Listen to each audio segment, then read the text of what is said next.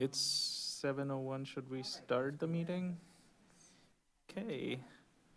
So, hello everyone. I am acting as chair for the day. Um, should we call this meeting in order? Yeah. Here. Here. Here.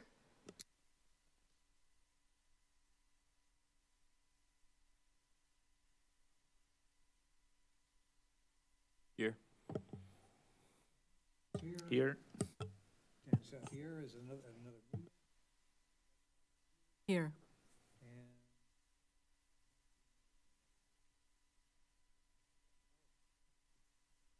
and Cool.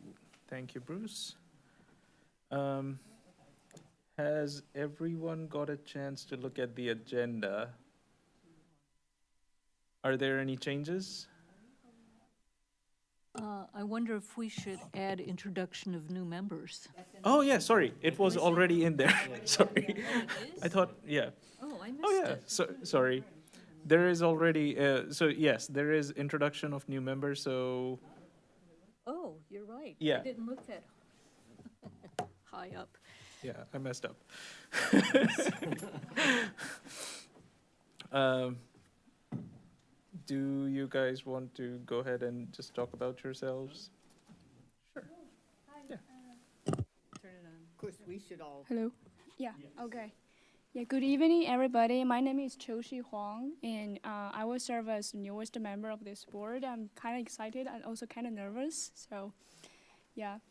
So I currently working in MTD as the transportation analyst planner.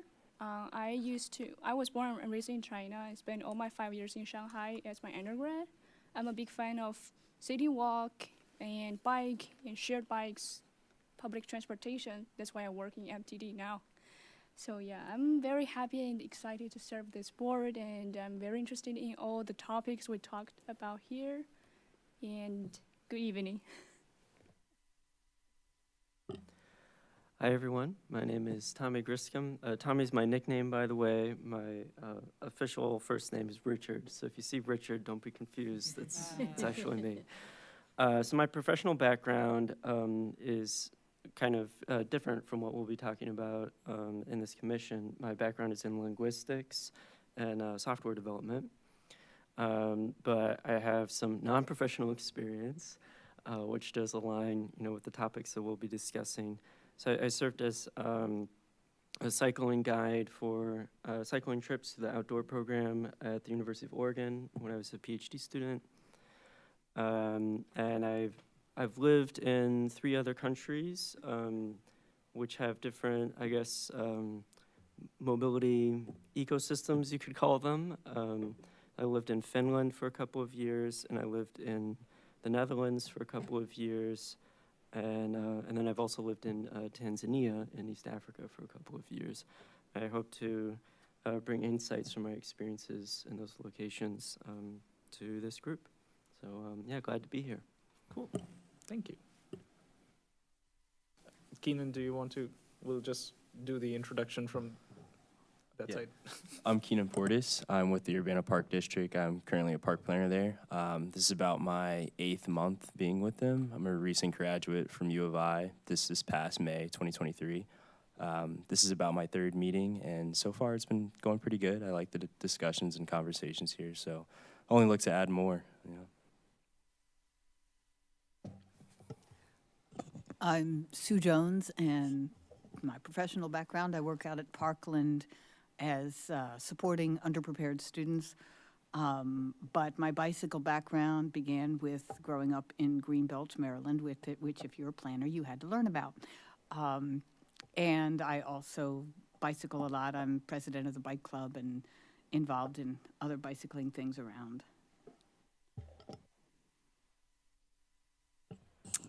I'm Annie Feldmeyer Adams, and I have ridden a bike since grade school for transportation and jobs, and all the way through college and now.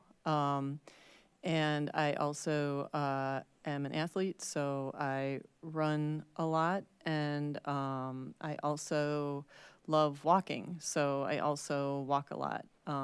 And I'm trained as a creative placemaker, so I'm very interested in place and what makes a place thrive and what makes people want to be in a place. And I currently, so I'm serving as a citizen on this committee, and I currently work at the University of Illinois, and I work in communications. Oh, I'll go next. I'm Sarthak Prasad. I work as the Sustainable Transportation Assistant at Facilities and Services at the university, and I'm representing the university at these meetings. I too love to bike and walk a lot.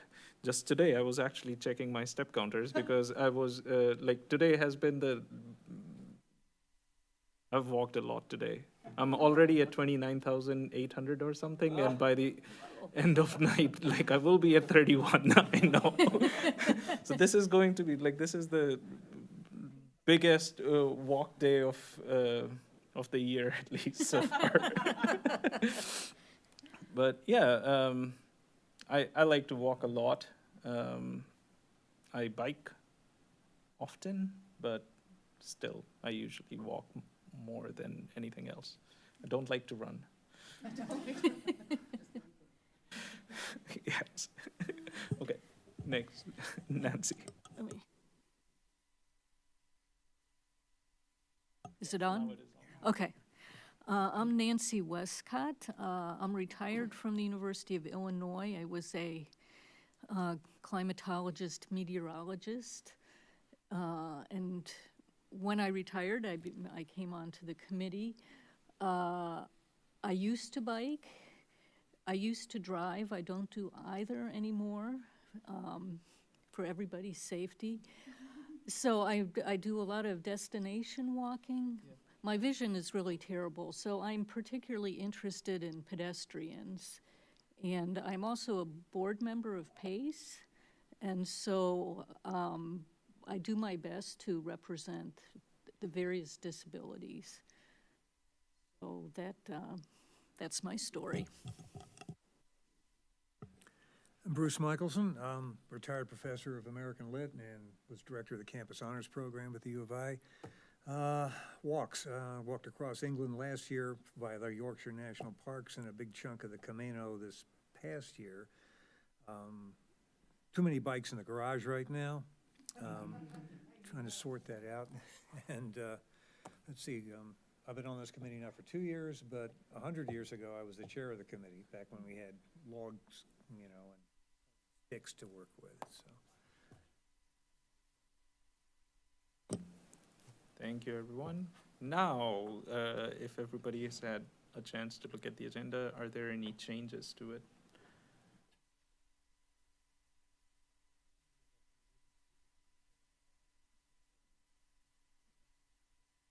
Hearing none, has everyone had a chance to look at the minutes from August 15th meeting?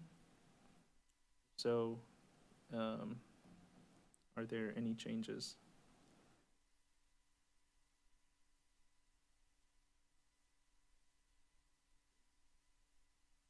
I move to approve the minutes from August. Seconded by Bruce. All in favor? Say aye. Aye. Motion approved. Or do we say Carried. proceed? No, approved. Carried Yeah. or something like that. Yeah, it works. Either way. What about the meeting minutes from October 17th meeting? Any changes to that? Hearing none, do we have a motion? I'll move to approve. Moved by Sue. Seconded by Bruce. All in favor? Aye. Motion approved. Thank you. Ooh, that was contentious.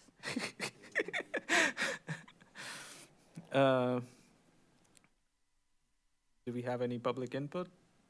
I don't see any public, so no public input. unfinished business, I'm going to present some transportation initiatives from the university, and let's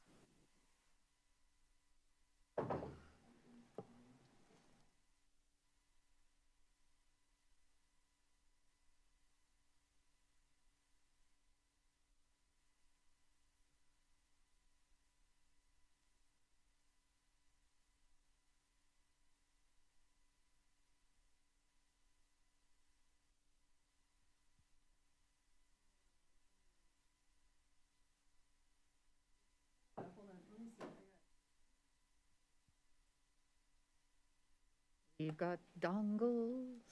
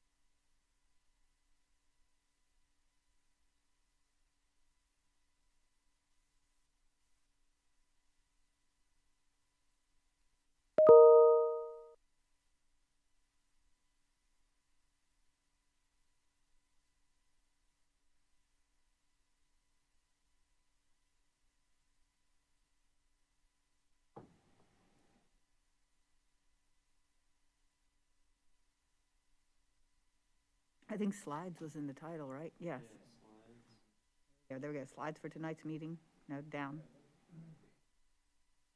Go down, go down. I saw one that said slides. Going down, keep going down. Yeah. There we go. Now we're talking.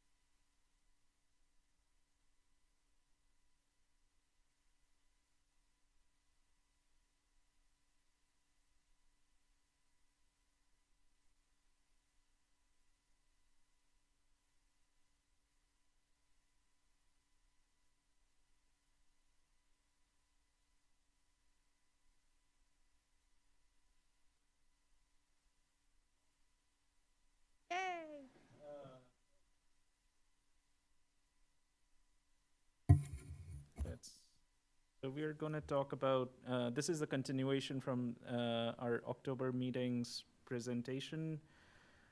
continuing our sustainable transportation updates from the university. We will talk a little bit about the TDM infrastructure project improvements that we have encumbered or already worked on this past year, the ADA transition plan project updates, and in our last meeting, we talked about, or I referred to the ICAP portal a lot. So ICAP is the Illinois Climate Action Plan, which is our university's climate action plan, and this portal is where we report all the sustainability-related projects and updates for them. So just to talk a little bit, should have been the first slide. Anywho, the TDM infrastructure project updates. So this was one of the locations on Main and Matthews, which used to have, you can see there was a curb, like at the intersection that led to a shared use path. This on is the other amazing. Yeah. It is so A welcomed. little bumpier than the other one. It's all right, but it is so welcomed, and so many people use Yes, it all day yeah. long. Yeah. So thank you. And this was actually a student sustainability committee funded project. So the students paid for it, and we are very thankful for the student sustainability committee. So yeah, like this project, this shared use path, bike path is used by a lot of people, and we had received a lot of complaints because, again, like you can see, there was like a 6-inch drop off, and for bicyclists to navigate safely, they actually had to take a 90-degree turn, go through the ramp, which was also the ADA curb ramp, basically. So ADA access to this sidewalk. So what we have done is I don't have the most recent picture. I would say the other thing too is that I would bike down the street, and because I had to make a right-hand turn onto that curb cut, I had to pull out into traffic. So it was very scary because if the car behind me did not know that I was about to swerve out and then pop in, Yeah, it's just so, so much safer, better. this is just so great. Yeah, so thank you. Yeah, so then you can just scoot Now you in. can just go straight through. Yep, you can either go straight through, but even when you're coming down the street, you can just whoop, gently curve in. It's great. So some infrastructure project updates from the TDM department. These were encumbered in fiscal year 23. We had some funding for asphalt patching, mill and overlay for several streets on campus. Some PCC patching done just south of Florida on Lincoln. We're working on the preliminary design for future capital project for Donor Drive, Pennsylvania, and St. Mary's. We've just getting the design ready for this. And this one, actually, the preliminary design for a roundabout at Lincoln Avenue, it's actually included now in the corridor safety study for along Lincoln Avenue from Florida to Windsor. So that is happening, or we are planning on it. And yes, go ahead. Where's Hazelwood? What do you mean? Preliminary for roundabout at Lincoln and Hazelwood. It's like between Florida. Between Wet Med? Wet Med? Yeah, by the Japan Yeah. House. Yeah, yeah. Yep. Oh, Yeah. wonderful. Yes. Yeah, whenever I drive down that street and I see those like bike crossing, I'm like, I don't see anybody. Like if someone's trying to use this, And not that's safe. one of the cool. Yeah, one of the major safety concern corridors, especially like with Hazelwood and St. Mary's. So we're working on that. In the past year, we finally were able to install these smart poles There are 3 of them, and they have air quality monitor, like sensors and water quality sensors in them, and we can add more sensors to these poles. They have digital signs, and of course, like they have LED lighting available. But yeah, Where are like, they? sorry, these are right in front of bookstore. Okay. They're right in front of bookstore, these 3 smart poles. I'm not going to talk about eco counters here because we already discussed those in the October meeting. We can talk about them again, like, at a later time. Some project updates from the ADA transition plan. Just FYI, we were awarded $1 million in funding for this project to improve ADA accessibility on campus, and there is an ADA transition plan supplement that was published in 2017 or 18, which identified several buildings, several locations on campus that needed ADA improvement, and again, like, up to us that are more urgent. We try to incorporate those in this. All came from the university. We cannot go after state or federal funds, like, for any transportation related projects, because we are not a highway authority. We are not a highway authority. That's why we cannot go after any state or federal grant for any transportation related project. So for any of those, like, we actually have to collaborate with the cities or RPC, or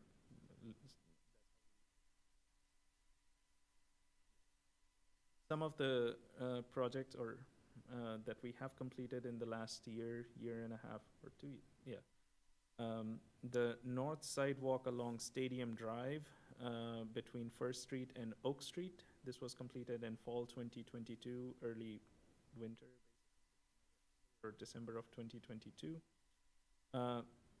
The west side ADA entrance at Armory Building was horrible, and we fixed that one also in fall.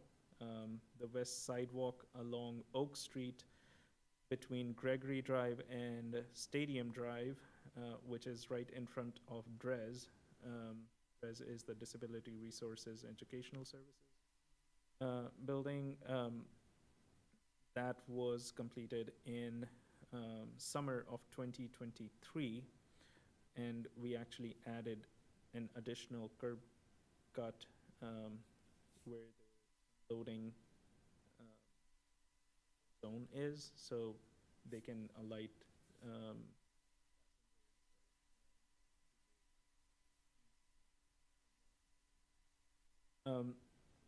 a new sidewalk was added on Hazelwood Drive on the north side. Wait, is that the north side? South side, from Oak Street to ISTC. There used to be, like, in front of the, is that a child care, like a daycare facility? Yeah, the speech and the speech therapy or speech and something building. Yes, so there wasn't a sidewalk in front of that building or anything leading up to ISTC, so we added a 6-foot wide sidewalk there. There were several sections around Armory Building that were updated. They were repaired. East sidewalk along 4th Street by Huff Hall, that was fixed using this funding, and the main library ADA ramp on the east side, that was patched up, and the English building just south of it, this was kind of like designed by the landscape master plan project, landscape master plan document, and we permeable pavers there. So next This is the completed stadium drive on the right. We also fixed the curb cuts, by the way. This is the Oak Street sidewalk along Drez, and here you can see, so this was the existing ramp into the building, but we also added one more ramp. You can't see it on this angle, but, or maybe you can just barely, but there is another curb ramp that we added so that, because we usually have like 2 buses that stop at this location like all the time, so it's easier. This is the area that I was talking about, the new sidewalk along Hazelwood Drive. And looks now.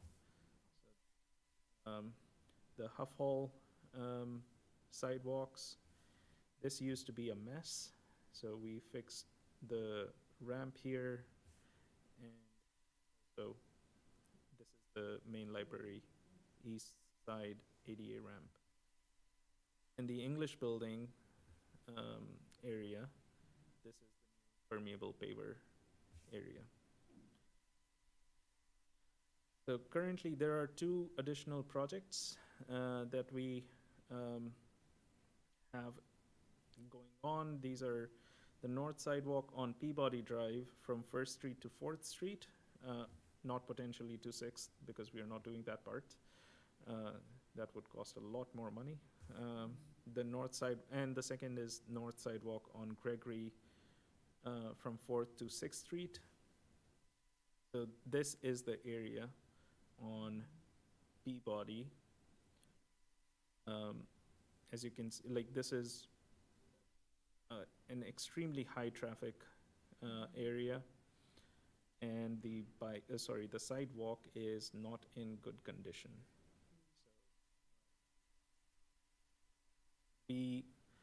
This project was bid recently, and we have received the bids, and hopefully we will these 2 projects under construction in summer. So that's the current plan, and this is the sidewalk on Gregory Drive from 4th to 6th. One additional, another project that we are working on is the ADA compliance study. So we are actually, I'm very excited about this. So I will have a couple of students walk around campus we are collaborating with this company called Deep Walk. They are based in Research Park and founded by U of I alums. And what they do, what this technology does is, with the help of an iPad, as you scan the sidewalk, they create a 3D model. They can identify the trip hazards, cracks, if the slopes are wrong, or so basically they will tell us if the sidewalk is compliant or not. So we are going to start collecting data for this project very soon, once or something. Yes. I think I used to work in a very similar project, ADA, the walkability survey. Is that the same project or different one? This is a different one. Okay. I mean, did you do the walkability audit? Yes, For us? yes. Oh, okay. Thank Okay. you. By the way, that was me who did that. Yeah. I remember it was you. Yeah. But this will be in conjunction. So basically, the data that we collected from that, it was helpful for us to prepare the scope of projects that we just saw, like in the $1 million projects. But with this one, it will help us quantify how, I mean, with the walkability audit project, we figured out how bad it, or if it was bad or not. This one will tell us how bad it is. Okay. And I have talked to them about this. They said that this is, they will pilot it with us, or they will consider doing a pilot with us. Mind you, this project does not include crosswalks either. So this is just for sidewalks and shared use paths. I have talked to them about crosswalks as well. So again, the crosswalk and bike paths, these are potential pilot projects with them later on. All of the data that we will collect and they'll analyze, that will be stored in GIS form, and they will send it, update us with that GIS data. So one more thing, like with this data, what we can do since it will be in GIS, we can use it for our shops, or whenever we have a project, we can mark it as completed, or mark it as completed once done. So I'm very excited about this. Overall, we expect about 85 miles of sidewalks to be scanned, and yeah, hopefully a student will be doing that over the summer. That was a very pleasant summer work. Thank you. Okay, so I am going to talk a little bit about the ICAP portal.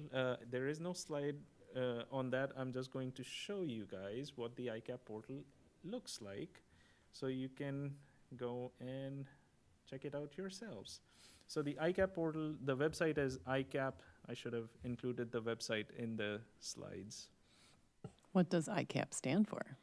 ICAP stands for Illinois Climate Action Plan, and the website is icap.sustainability.illinois.edu. And so just a brief background, I can talk about this for hours, honestly, but I'm just going to give a brief overview. In 2008, the university signed a climate commitment, or carbon commitment, which talked about that we will be carbon neutral by 2050.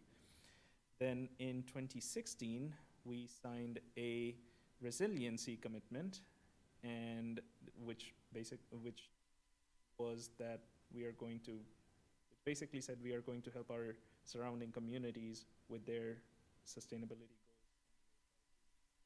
Work with them, and we'll try to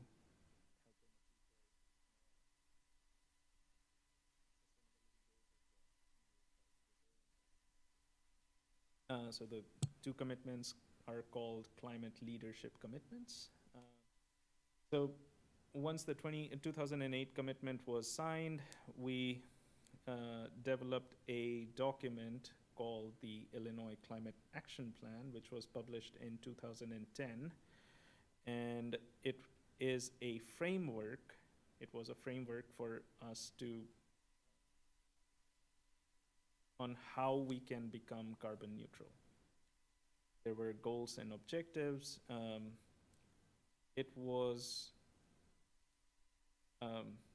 There were a lot of opportunities to improve. So the ICAP is revised and republished. So the next ICAP was published in 2015. So if you want to learn about it, you can go to the ICAP portal. You can learn about the history, but you can also read the most recent ICAP, or the old ones too. You'll find all of them here.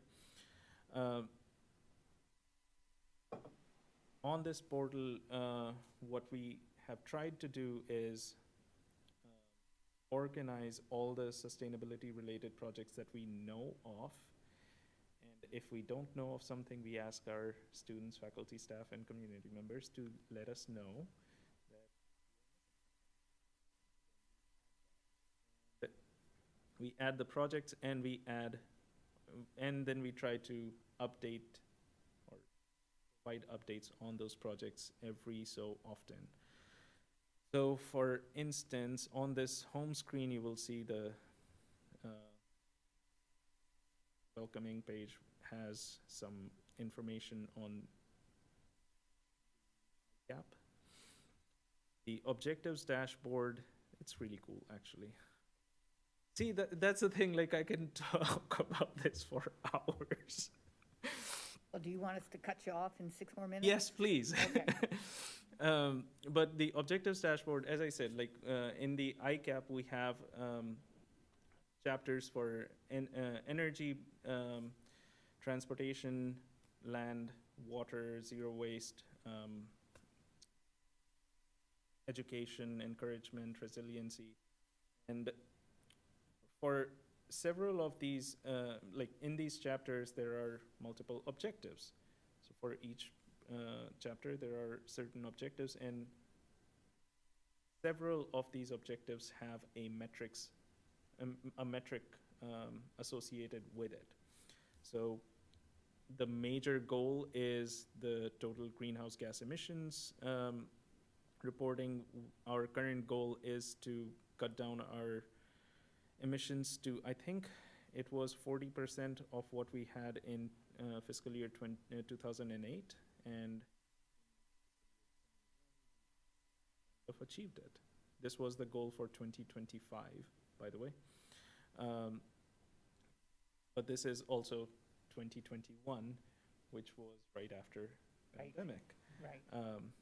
We haven't updated this metric in 2 years, so it'll be good to see the numbers. But if you want to see like what we have been doing, there are hundreds of metrics on this page. There are about 900 projects, 960 public projects that we have, more than 6,000 public project updates, and more than 100 metrics. And you can, again, like you can go in and check for any of these. When you look at the top of the, like all the projects are organized within themes, and these themes are based on the chapters of the ICAP. I'm just going to show you the one for transportation because that's the main discussion point here.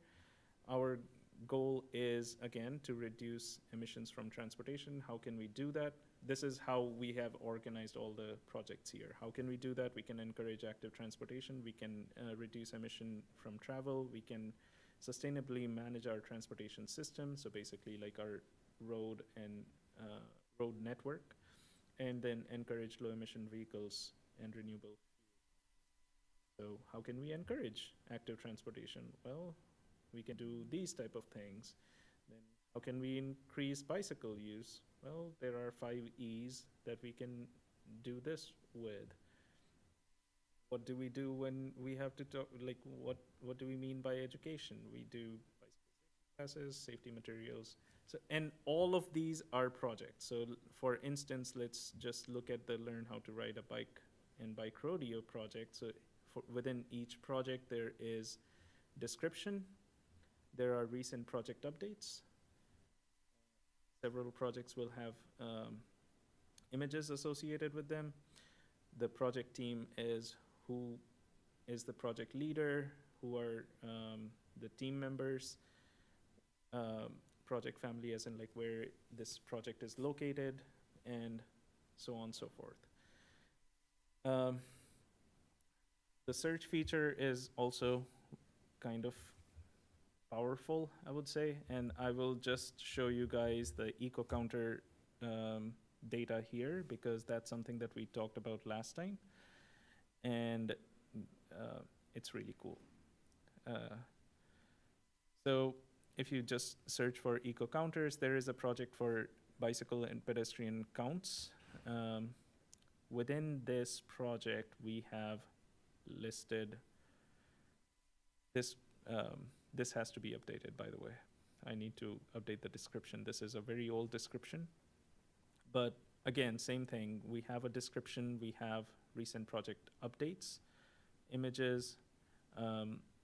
But on this website, we've got the location of each eco counter that's been installed. So currently we have 10 that are installed. There are 14 more that will be installed soon, or I'm hoping over the summer. We post monthly bicycle and pedestrian count for each of these locations. And again, as I said, there are 135 metrics and 10 of them are just for eco counters. So you can, And say, how's the Green Street with the new infrastructure? What does that look like? so this is bicycle counts at Illini Union. And again, the last data that we have updated here is from October 23. So you can see like monthly we get about 37,000 like in October. Here in September, last year we got like 46,000 people who biked in front of the Union. Again, this is, I'll show you the picture of Illini Union. So for this one, this is the this post, this is the counter. And what it does is it has a infrared sensor which throws infrared on the sidewalk, and as anybody walks by or bikes by, they get counted as a pedestrian. That's one of the key points here. If you're on the sidewalk, even if you're on a bicycle, you will be counted as a pedestrian because it doesn't distinguish between bicycle or pedestrian because it's infrared. For you to be counted as a bicycle, you have to go through this bike lane. Here you see the diamond cut. Basically, that's called a Zelt loop. It's a magnetic loop, so as a bicycle passes through it, it gets counted as a bicycle. Your 6 minutes are up. All right, cool. So that's all. I just wanted to show you guys a little bit of the ICAP portal. I know like it's a huge resource, but it's also a very cool resource. I'm very proud of it.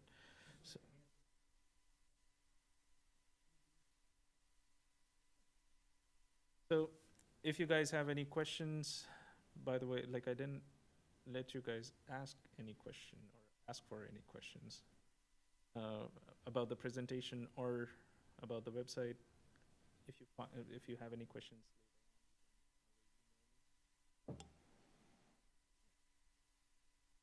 If nothing, I'm gonna go. Yeah.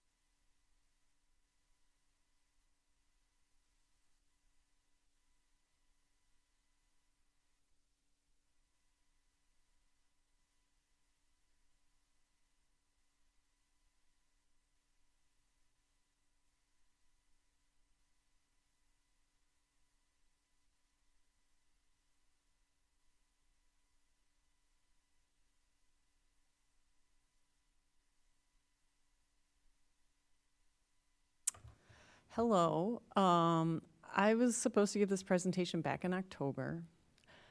So we've had a pretty full agenda, but I appreciate that I am able to present it tonight. Since October, a few things have changed. I would have probably updated that presentation, but I didn't know about the meeting, so we're, so I have a few like handwritten notes and other items that I'll talk about, some updates about what this is. And after I talk about light bulbs, then this is a little bit squirrely, so I'm not sure quite what direction this will take or what we want to do about this. But the second thing I'll talk about is the Sage Trail, which is pretty positive and interesting. So the background on the presentation is I noticed that that blue light bulbs were getting, and by blue I mean light bulbs that you would see, that's like the color of like your iPhone camera flash, or like you'd see in a Walmart parking lot. We're getting installed throughout the city. And if anyone lives, most of us, I guess, live in Urbana, we have these like round bulbs that throw light everywhere, up into the sky, left and right, up and down. There's no control on those lights. The reason they've been successful up till now as infrastructure is that we've used the previous light bulbs that were used, I'm sure consumed a lot more energy than the current light bulbs that are being used, but they were a low watt and they were yellow. And so people in my neighborhood who have seen the cool light bulbs get installed have contacted the city, have asked the city if you could please take them out and put a warm light bulb in, because a lot of these are in residential neighborhoods. They're right outside people's bedrooms. And the city said no, they will not, and they will not return the light bulbs. And residents are basically just taking matters into their own hands. They're doing stuff to city property to stop the light pollution. And it's not a great situation for the city to be in. So I think we can do better. And I think I have a pretty good solution of how we can do better. So first off, I'm just going to do a real primer on yellow versus blue LED light bulbs. Higher Kelvin means more blue light, which resembles daylight. Daylight is good for us, right? Yes, but only during the day. Blue light at night disrupts circadian rhythms for all living beings. Blue light is what our TV screens, smartphones, and computer monitors emit. Blue light is bad for bugs, as they see a smaller portion of the visible light spectrum and are attracted to blue light.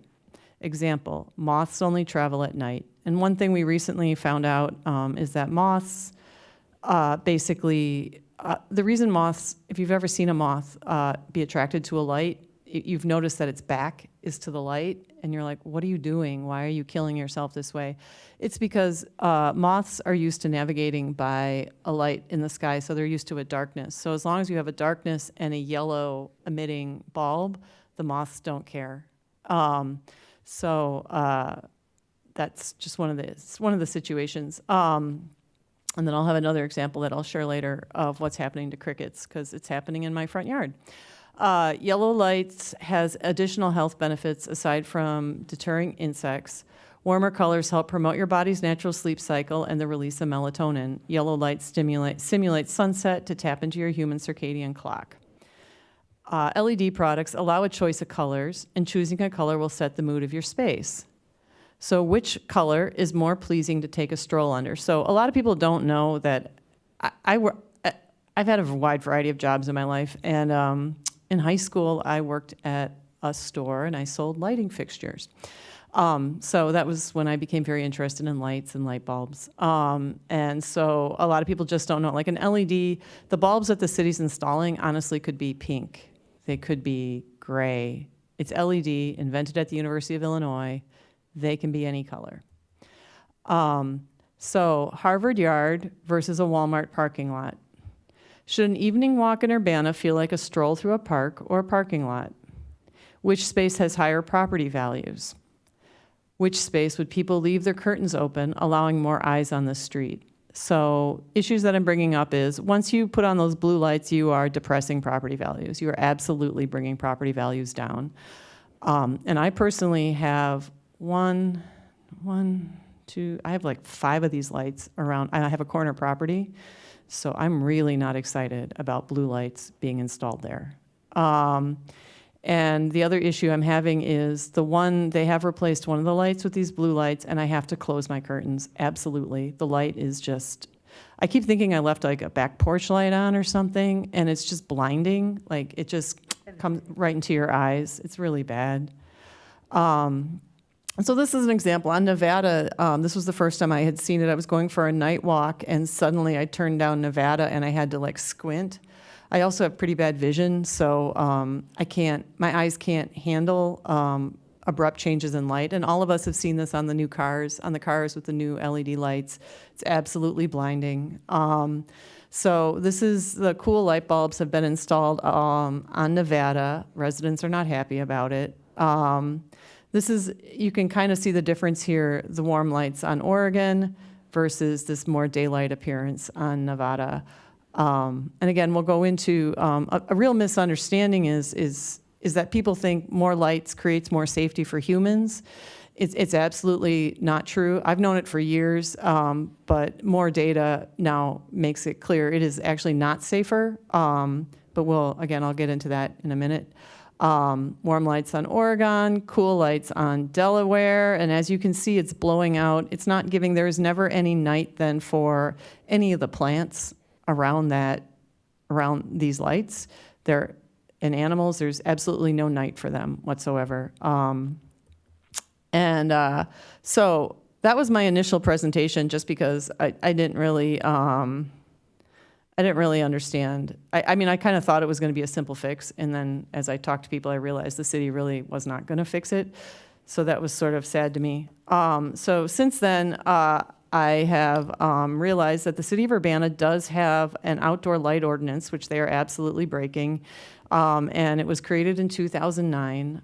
It's a very straightforward ordinance. If you want to see, a lot of it is just basically lights down, not lights up, not lights out. Like the Bruno Law offices down on Green Street, I had someone install a bunch of bright white LED lights that are absolutely going right into the apartment buildings across the street. Everybody has shut their curtains, blocked out all the light they can. There's a 2009 City of Urbana light ordinance. Since then, I've figured out, I'm working on a strategy of how to pursue a dark sky ordinance, and I'm working with folks in Champaign. I will be figuring out who to work with the University of Illinois. And then in Urbana, I've got a group of people. It's an interesting question, because with bikes, like I'll say, we need a bike lane, and people are like, I never ride a bike, I don't care. But with this, people are absolutely, when I just put out a call for, are you interested in this? I got many emails back from my neighbors. And so we'll be putting together a little group of people to figure out how we can put together a transition plan, because that's the concept. The concept would be a slow transition over a period of time. And it's really an educational issue. It's less of a, no one's trying to be evil by putting in these lights. They think, wow, for less money, we can get way more bang for our buck. It's a real engineering thought process, honestly. Like, I can put in this low watt light bulb, get way more bang for my buck on this, and it's cool. And I just want to read a few data points on it. In people, increased exposure to light at night disrupts sleep cycles, has been linked to cancer and cardiovascular disease. The ecological impacts of light pollution can affect the reproduction pattern of male crickets, causing them to chirp during the daytime instead of at night when they typically call mates. And that absolutely started happening in my front yard, and it really freaked me out. I couldn't figure out why the crickets, I just couldn't figure out what they were doing. And then when I started looking into this, I was like, oh, geez. In many cases, LED installations have worsened light pollution. The high initial investment and durability of modern LEDs means cities need to get the transition right the first time, or potentially face decades of consequences. And that is why right now this is very important, because as you all know, once you put these bulbs in, they last for a very long time, which is the point. Like, a lot of positive things about this, but we got to get it right. The 3000 K color temperature now exceeds the IDA guidelines for outdoor lighting. Researchers agree a warmer temperature of 2000 to OOK is a better cutoff. Bluer, cooler tone lights with the higher Kelvin ratings have shown the clearest evidence of disruption to the circadian rhythms of people and animals, which causes a cascade of health and environmental impacts. For light pollution researchers, the key hurdle to overcome is no longer technology, but communication. The biggest obstacle we have to making more progress in this realm is lack of awareness and education on the part of people that are in municipal governments. There was an intrinsic belief that the issue was simple: light is good and darkness is bad. And the other concept is dark sky, not dark ground. So once you start reading the dark sky ordinances, and we do, I don't know if any of you know this, but we have, probably you all know this, that we do have, it's a big deal. We have a dark sky park in our county park district. Like, that's just a huge deal that we have that. Illinois actually has quite a few dark sky communities, ones that are our size. So it is possible. One of my thoughts is that I would work with Granger engineers to see if we can figure out how to cap the lights in Urbana, because that's really what we have to do, is we have to send the light down. So we have to figure out a cheap, workable solution to get that light going down. And obviously, we got to switch out those light bulbs. Light pollution experts generally say, that there's no substantial evidence that more light amounts to greater safety. In Tucson, neither traffic accidents nor crime appeared to increase after the city started dimming its streetlights at night and restricting outdoor lighting in 2017. They concluded there's little evidence of any impact on crime rates on the affected streets. In fact, perpetrators seem to seek out better lit adjacent streets, which makes perfect sense. It's counterintuitive. It's one of those weird counterintuitive things. So at the end of the day, there's a real entrenched human fear of the dark. So on my end, I don't know quite what if BPAC can do anything, but I know on my end what I'm starting is just to try to build a coalition of people in these different spaces to try to start moving in that direction. And Champaign in particular is like as you know, Sarthik, you worked on the Savoy lighting that went in. There's this beautiful dark sky lighting that went in on this trail that links Savoy to the University of Illinois, and it's absolutely gorgeous. The lights actually come on as you move through the space. The lights are low to the ground, but you can see. So that's like an absolutely, I think, a great example of locally the direction we need to move for this type, for what we need to do. And it will, absolutely increase property values and be wonderful. So it'd be amazing if we could be a dark sky city, in the next 10, 20 years. It would be phenomenal. And it would be a really big deal. So it's basically looking at, I'm basically going to have to strategize how to pursue a dark sky ordinance and develop a transition plan. And Tucson I've been in Tucson. I don't know if any of you visit Tucson, but Tucson's a way bigger city than us, and they are absolutely dark sky. So that's what I have to say about that. I don't know if anyone has questions or thoughts or ideas.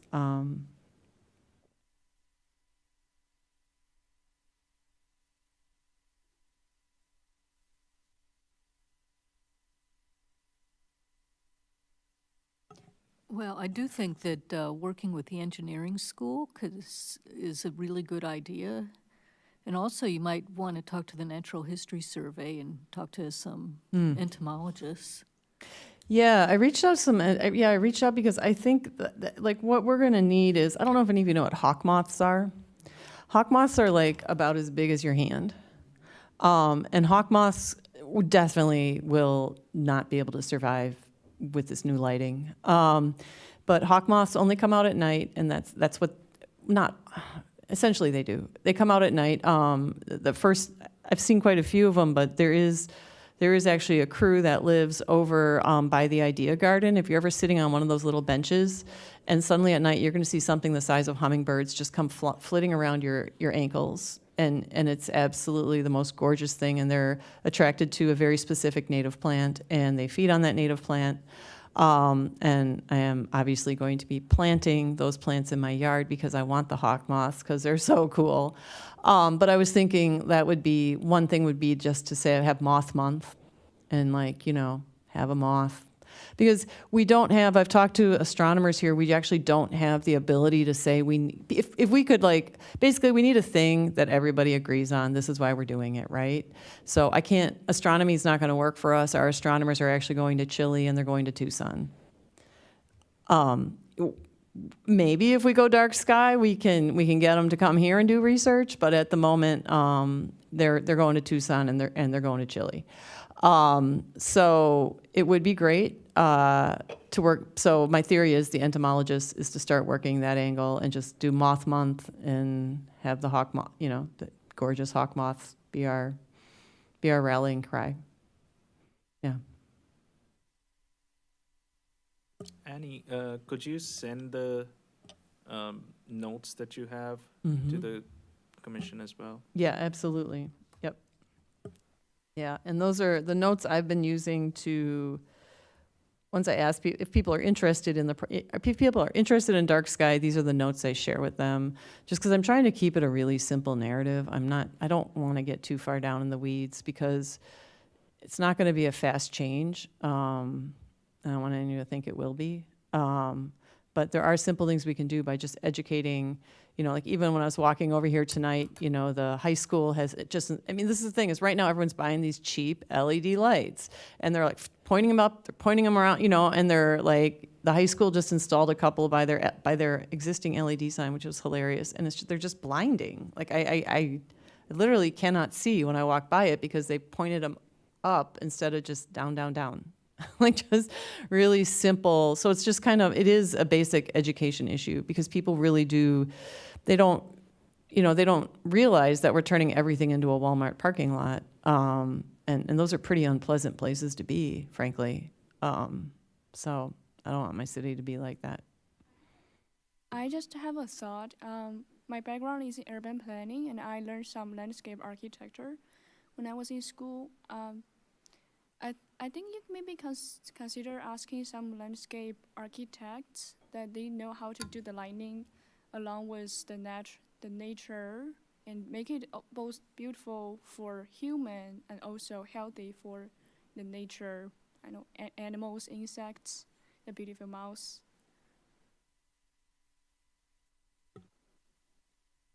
Thank you. I will see what we can do that. The other thing would be to the city of Urbana can get grants for a variety of reasons. We are able to get grants.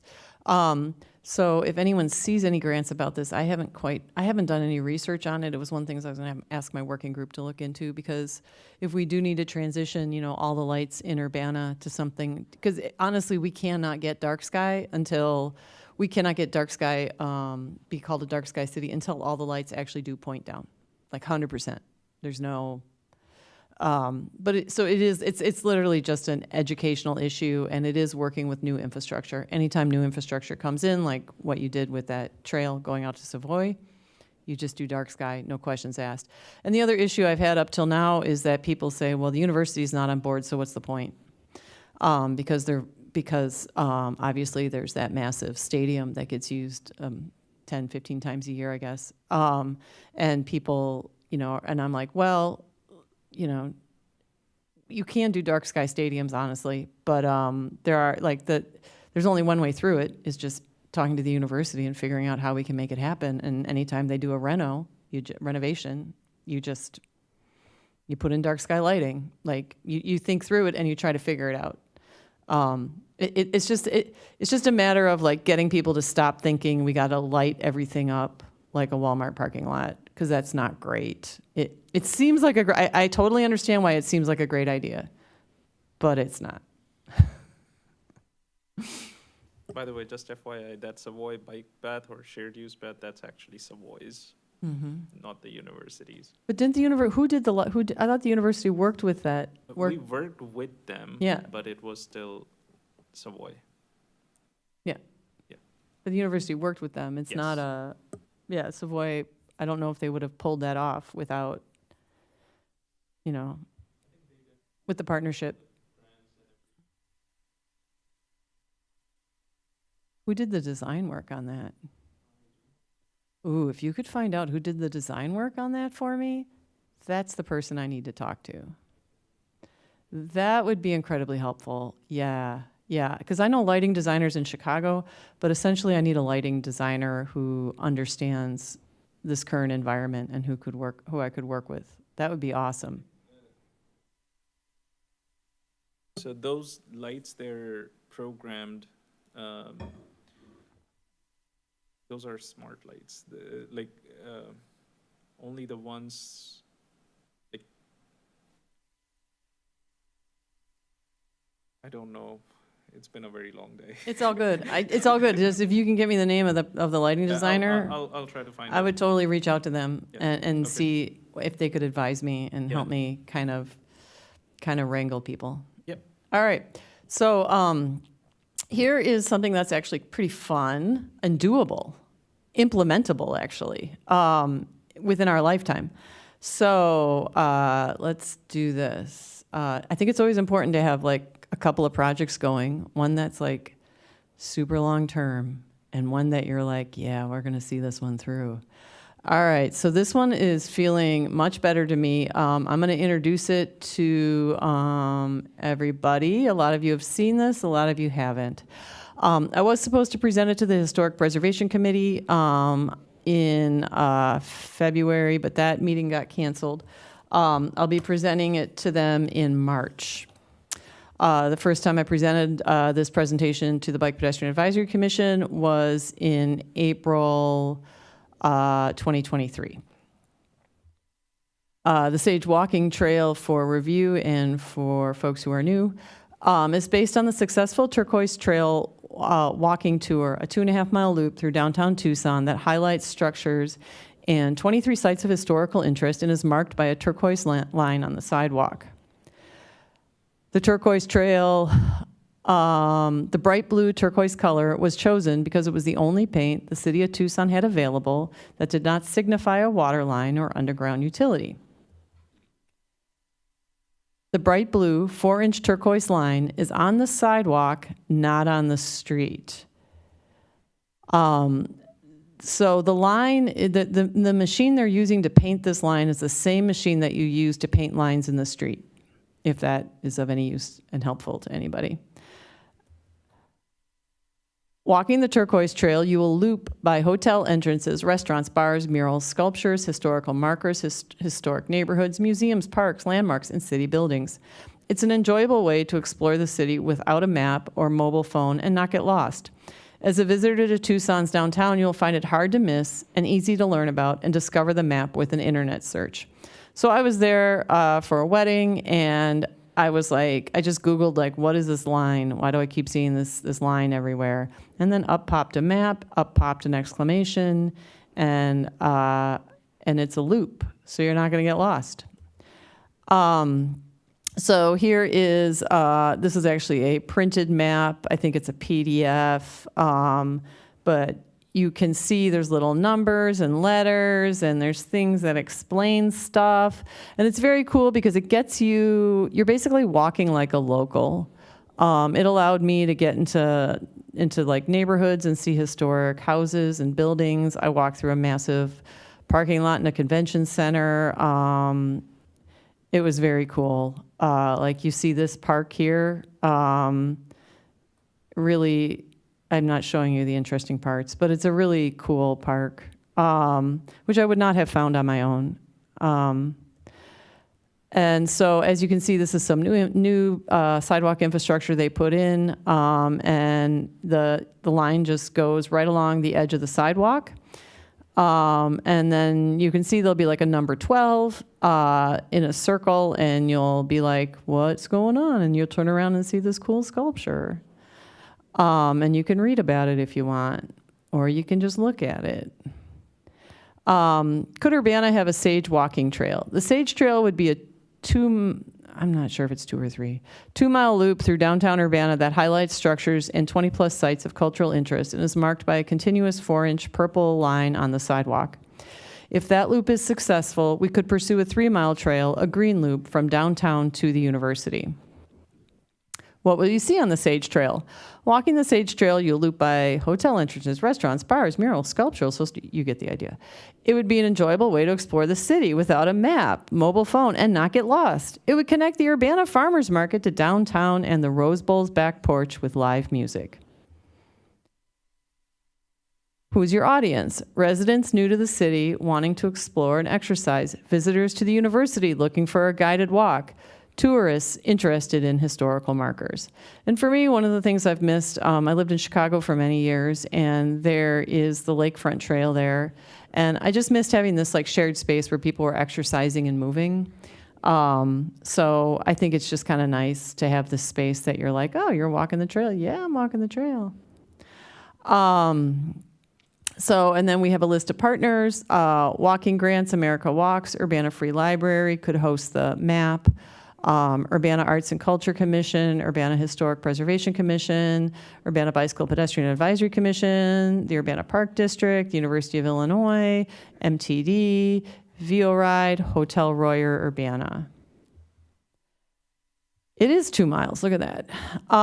So up till now, we've kind of just been playing around with the idea. I finally got a really nice 2 mile route. According to Strava, it's 2 miles. There is one tricky point with the route. If any of you know where Leal School is, Leal School has there's a public sidewalk that runs between the school and the and a green area where the students play.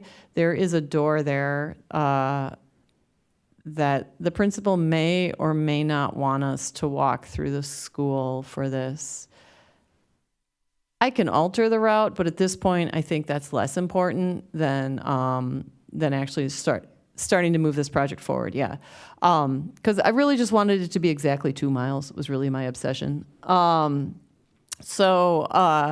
Basically, I went out and I did a sidewalk survey, and I was taking mad notes when I realized like we could actually have Deep Walk do the sidewalk survey for us. I went out, I did a walking survey of spaces and places because there are streets on this that are not ADA accessible.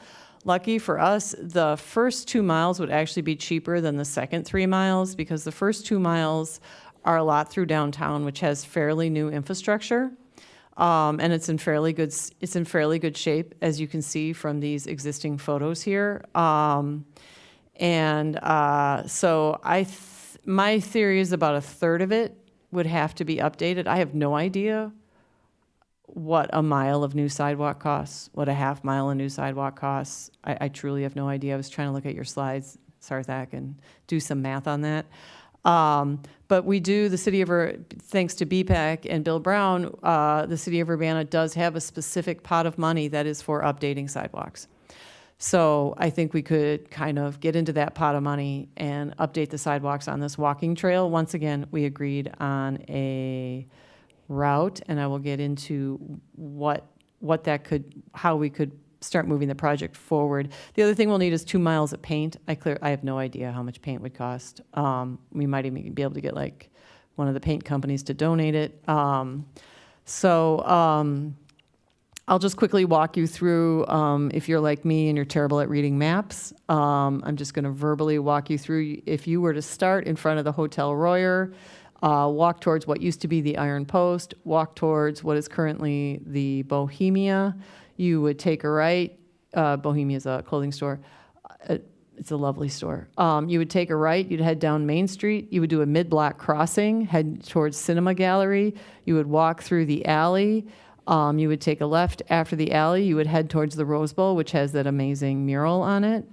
After that, you would take a right and head down the street towards the Korean restaurant. I can't remember. Oh, Masita Grill. You would head towards Masita Grill.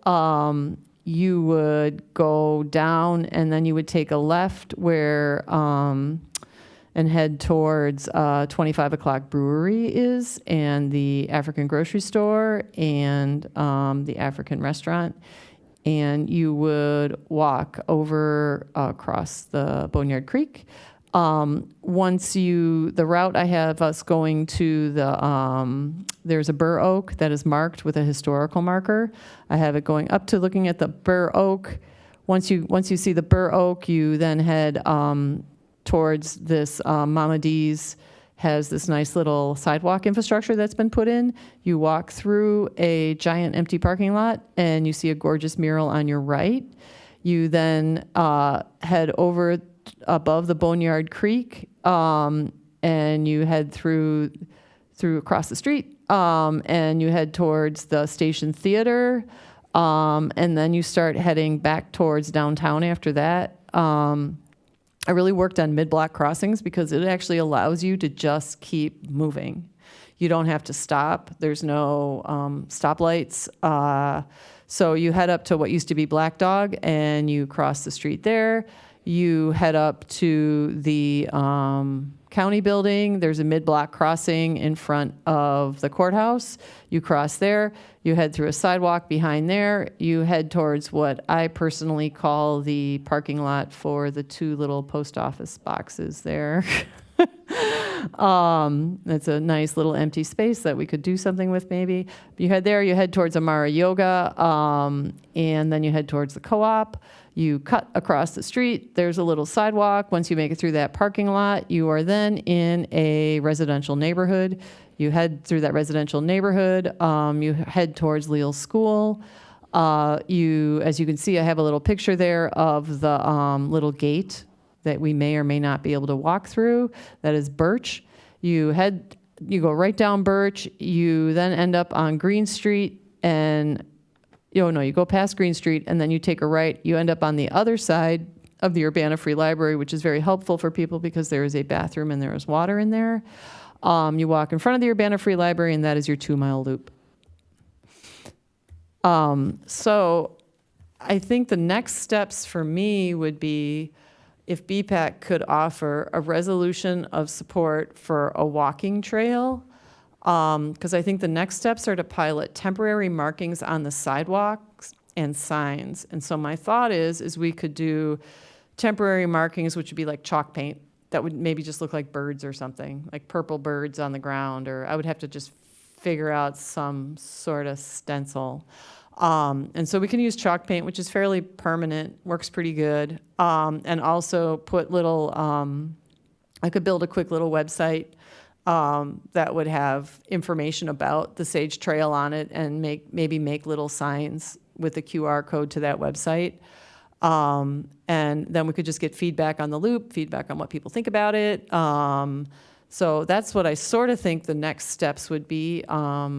It is city property, so the city does have to approve this. So my theory is if I can get Urbana to approve, if I can get the Urbana Bicycle Pedestrian Advisory Commission that was the direction I was trying to head that, to approve this. I'm also going to be presenting to the Historical Commission and get them to approve it too. And then at that point, I might be able to present to City Council, or I could talk to John and ask him what he thinks next best steps are of who would want to present it to.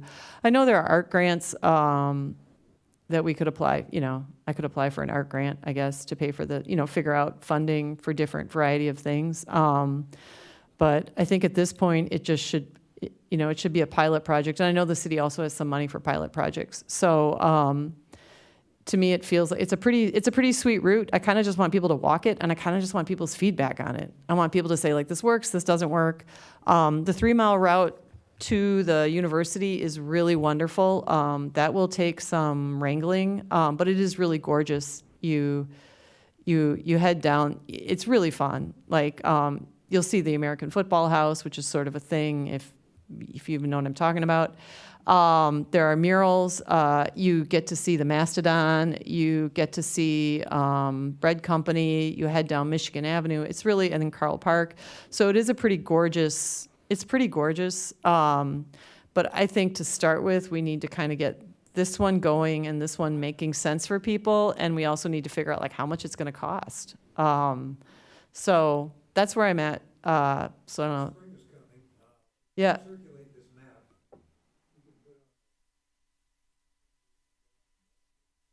Yeah.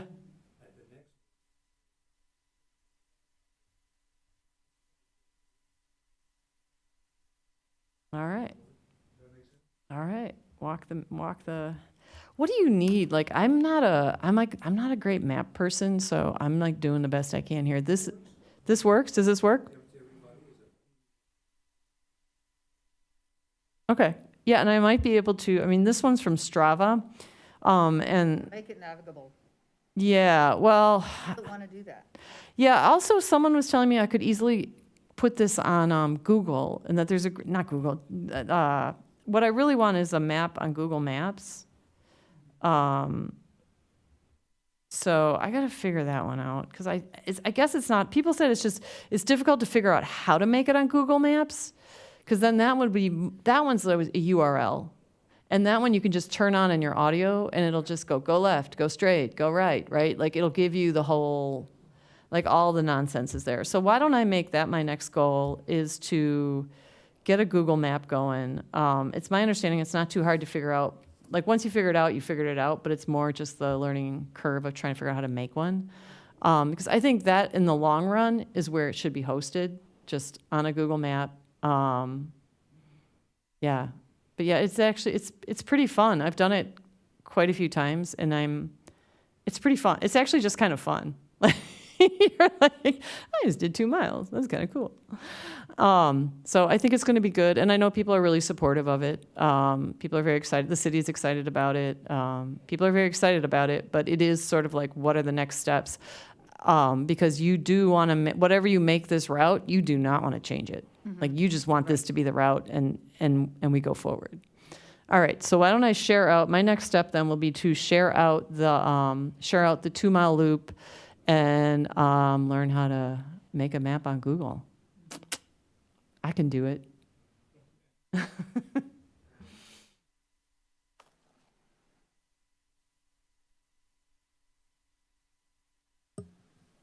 Thank you, Annie.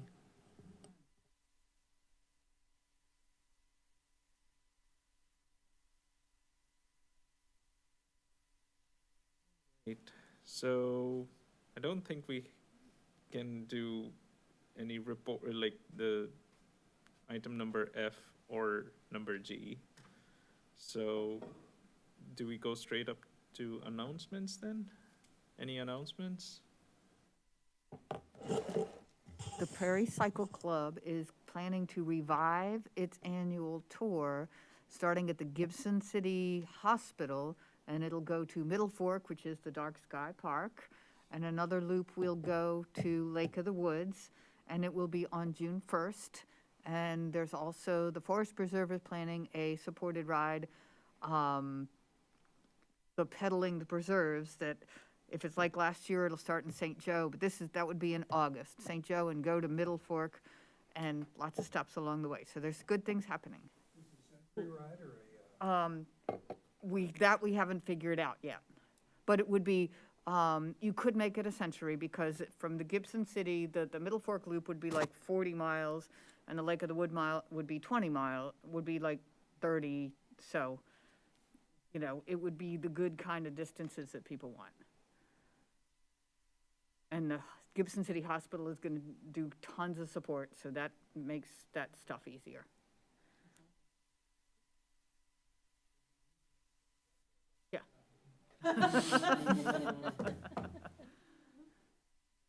They had the hot breakfast the time we kind of got rained out, and it was really nice to have lots of towels, because hospitals do that.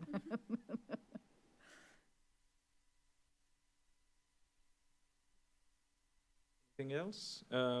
I can,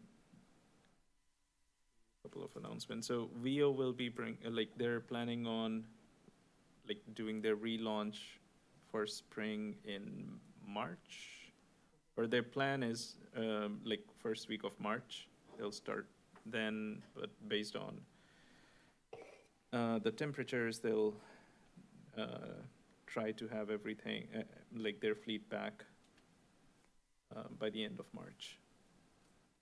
And think of any other announcement right now. Any future topics?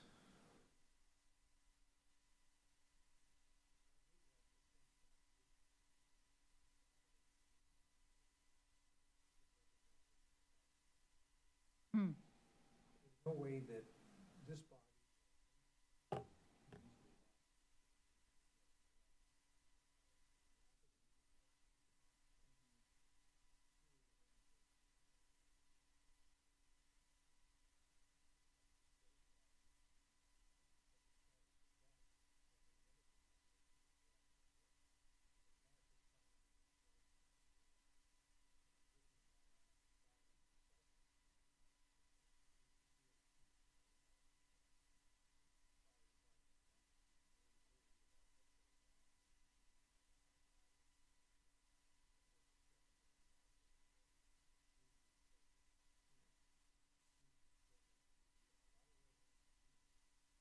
I'm just curious, bicycles are our purview. Mhm.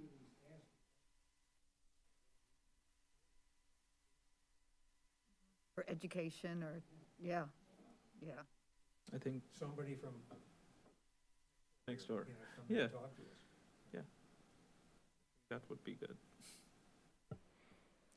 I would, I guess one announcement I have is that there's a Netflix series which is sort of irritating to watch, but I made it through all of it.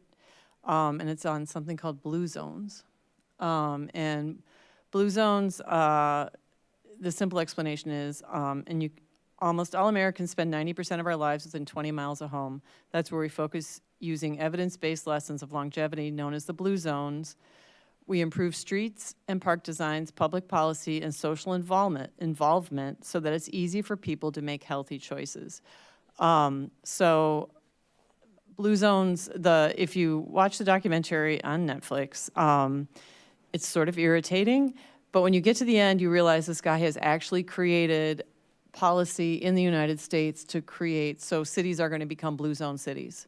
So if you go to the website bluezones.com, you will see that Albert Lee, Minnesota, Spencer, Iowa, Fort Worth, Texas, and other cities are becoming blue zones. So I think we have so much, when I was watching this, I was like, there's so many things that we already can check off the boxes on being a very successful blue zone city. It would also, I think in the future, this is a topic that I will bring up probably another year from now. So just, put this away in the back of your head somewhere, unless somebody else comes across it. But just be aware that it's going to be a new designation that people are going to be looking for in cities, and I think it's very healthy because they talk about walking groups. They talk about, it's not just about, it is about infrastructure, but it's also about community building and getting people to work together and get to know each other and building lifelong friends and all the things that make living in a city lovely. So I just want to say something to think about, and I'll worry about that once we get the Sage Trail going. Right. I just remembered something, there was a discussion about, because I came across walk-friendly communities type thing.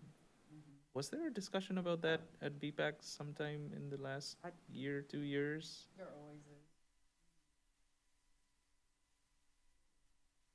I mean, if you look at a house, if you're trying to buy a house, there's walkability scores on all those things. And are you asking if there's the same way we're a gold level bike city? Yep. I cannot answer that question for you. Yeah, because I did come across, there was this one thing called walk-friendly communities. Yes. But it's not for universities, I inquired about that. Right. But, yeah, I don't know, if we talked about it at BPAC. I think or we not. talked about it, and they have complicated algorithms. Oh, okay. And we have complicated infrastructure. Yes, yes. Yep, But we can form walking groups. yeah. Yeah. A couple of future topics from me, I can, as you all know, we are working on a bike plan update, and hopefully, in April, there may be a public input type thing. So maybe after that, so maybe in May or something, I can present the projects and the goals and objectives from our bike plan. And I'm thinking about eco count, like presenting the actual eco counter dashboard to show what kind of data we get.